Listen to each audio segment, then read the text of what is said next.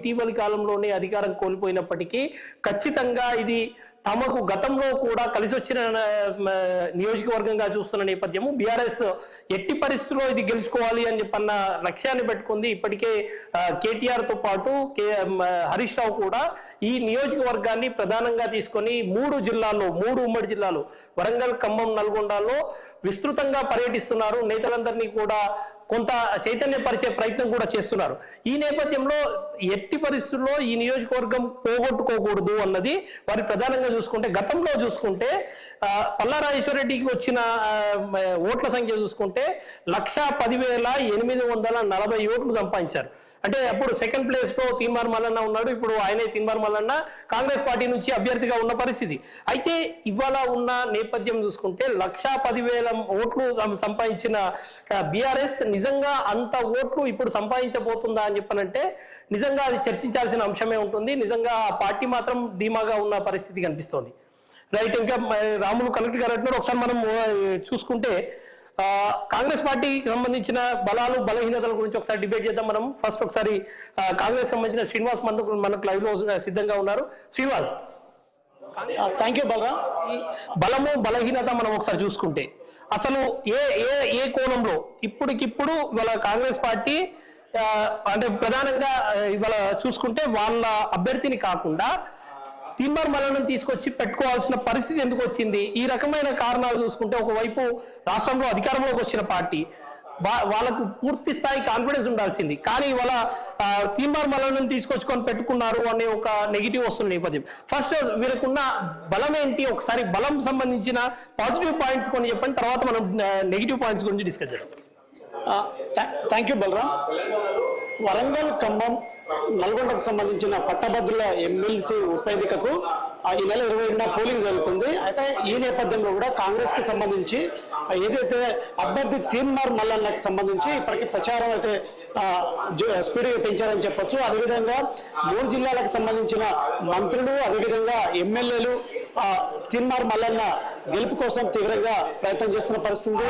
ప్రధానంగా ఈసారి ఖచ్చితంగా కాంగ్రెస్ పార్టీ గెలవాలని కూడా ధీమాగా ఉంది. ఎందుకంటే ఇటు 3 జిల్లాల విషయానికి వస్తే ఇటు నల్గొండ జిల్లాలో 12 అసెంబ్లీ నియోజకవర్గాల్లో 11 కాంగ్రెస్ పార్టీ గెలిచింది, 1 బీఆర్ఎస్ పార్టీ అభ్యర్థి జగదీష్ రెడ్డి గెలిచారు.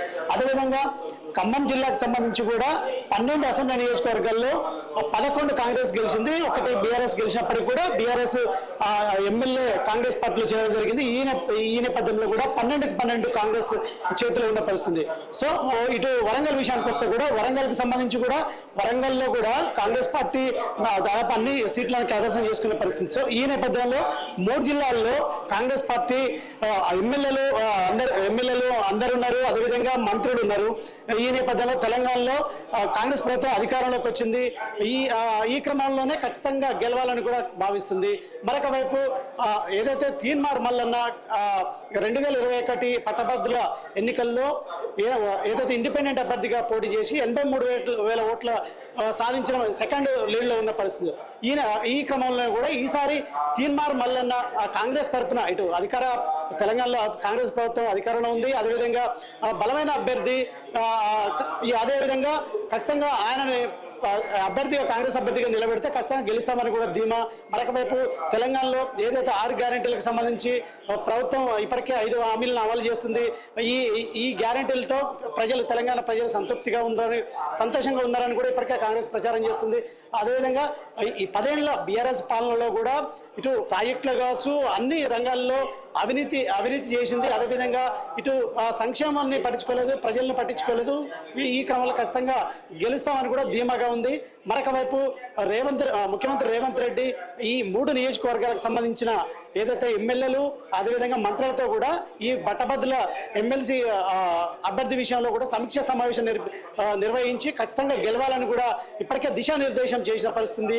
అదేవిధంగా ఇటు ఎమ్మెల్యేలు కూడా నిత్యం ప్రజల్లో ప్రచారం నిర్వహించడంతో పాటు ఖచ్చితంగా ఈసారి కాంగ్రెస్ గెలిస్తే నిరుద్యోగులు, అదేవిధంగా ఉద్యోగులు, అదేవిధంగా పట్టభద్రుల పక్షాన్ని నిలబడుతుంది. ఎందుకంటే అసెంబ్లీ ఎన్నికల్లో కూడా నిరుద్యోగులు, పట్టభద్రులు, అదేవిధంగా ఇటు ఉద్యోగులు కూడా కాంగ్రెస్ ఓటేసారు. కాంగ్రెస్ గెలవడానికి కూడా ప్రధానంగా ఈ 3 వర్గాల నుంచి మెజార్టీ ఓటు బ్యాంకు పడడంతో కాంగ్రెస్ అధికారంలోకి వచ్చింది. సో ఈ నేపథ్యంలో కూడా ఈసారి కూడా వారు కాంగ్రెస్ వైపే ఉంటారు.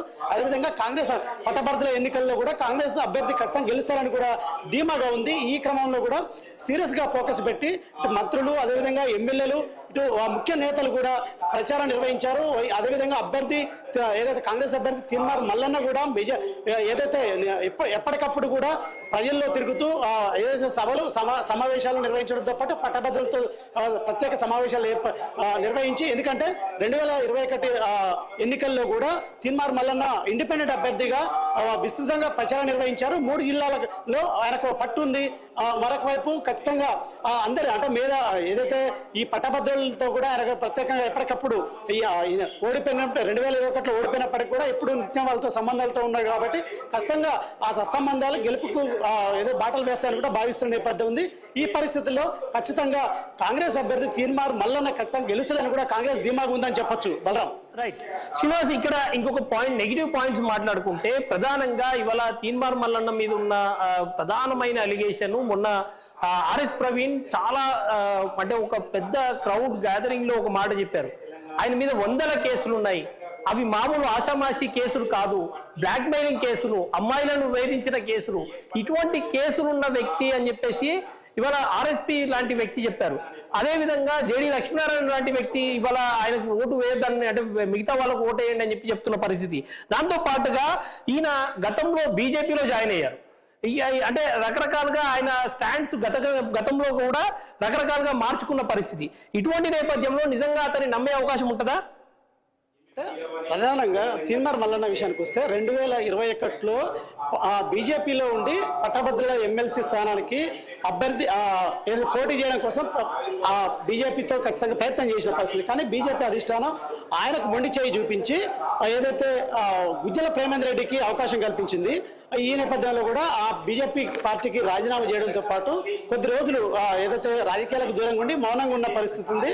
ఆ తర్వాత ఏదైతే అసెంబ్లీ ఎన్నికల ముందు కాంగ్రెస్ పార్టీలో చేరడం, మరొక వైపు ఆయన ప్రధానంగా ఏదైతే ఎప్పుడు నిత్యం వివాదాలకు కూడా ఆయన కేంద్ర బిందువుగా మారుతుందని చెప్పొచ్చు. ఎందుకంటే ఎప్పుడు ఏదైతే ఆయన మీద ప్రధానంగా ఇప్పుడు బీజేపీ కావచ్చు, అదేవిధంగా బీఆర్ఎస్ ఆరోపిస్తుంది. ఏదైతే అంటే కేసులు ప్రధానంగా కేసులు ఉన్నాయి, అదేవిధంగా బ్లాక్ మెయిల్ రాజకీయాలు చేస్తాడు. మరొక వైపు ఇప్పటికే పాపగండ ప్రధానంగా పెడుతున్న పడుతుంది. మహిళల పట్ల కూడా అసభ్యంగా ప్రవర్తించడంతో పాటు బ్లాక్ మెయిల్ రాజకీయాలకు పాల్పడడం, అధికారులను బెదిరించడం, అదేవిధంగా 100 కోట్లు ఎక్కడ ఒక సామాన్య వ్యక్తికి 100 కోట్లు ఎక్కడ అంటూ కూడా ఇప్పటికే ఏదైతే బీఆర్ఎస్ అభ్యర్థి రాకేష్ రెడ్డి ఆరోపిస్తున్న పరిస్థితి. మరొక వైపు పట్టభద్రుల అభ్యర్థికి సంబంధించి ఏదైతే ఇప్పుడు బీఆర్ఎస్ కి సంబంధించిన రాకేష్ రెడ్డి బిట్స్ పిల్లల్లో గ్రాడ్యుయేట్, ఇంజనీరింగ్ గ్రాడ్యుయేట్, మరొక వైపు గుజ్జల ప్రేమేందర్ రెడ్డి కూడా గ్రాడ్యుయేట్. కానీ ఎవరైతే తీన్మార్ మల్లన్న ఏం చదివిండంటూ కూడా క్వశ్చన్ చేస్తున్న పరిస్థితి. సో ఈ నేపథ్యంలో కూడా ఇవన్నీ కూడా తీన్మార్ మల్లన్నకి ప్రతికూలంగా మారే అవకాశం ఉంది. ప్రధానంగా తీన్మార్ మల్లన్న అంటే అవినీతికి కేంద్ర బిందువు. అదేవిధంగా తన యూట్యూబ్ ఛానల్ స్థాపించి ఏదైతే బ్లాక్మెయిల్ రాజకీయాలకు పాల్పడంతో పాటు ఏదైతే ఇటు మహిళల పట్ల అసభ్యంగా ప్రవర్తించడం, అదేవిధంగా ఇవన్నీ కూడా ప్రధానంగా ప్రాపగండగా ఆరోపిస్తున్న పరిస్థితి ఇటు బీఆర్ఎస్ కావచ్చు, అదేవిధంగా బీజేపీ కావచ్చు. సో ఈ నేపథ్యంలో కూడా ప్రధానంగా తీన్మార్ మల్లన్న ఏదైతే ప్రతికూల అంశాలంటే ఇవి ప్రధానంగా ఏదైతే ఇటు బీఆర్ఎస్ బీజేపీ ఆరోపిస్తున్నాయని చెప్పొచ్చు.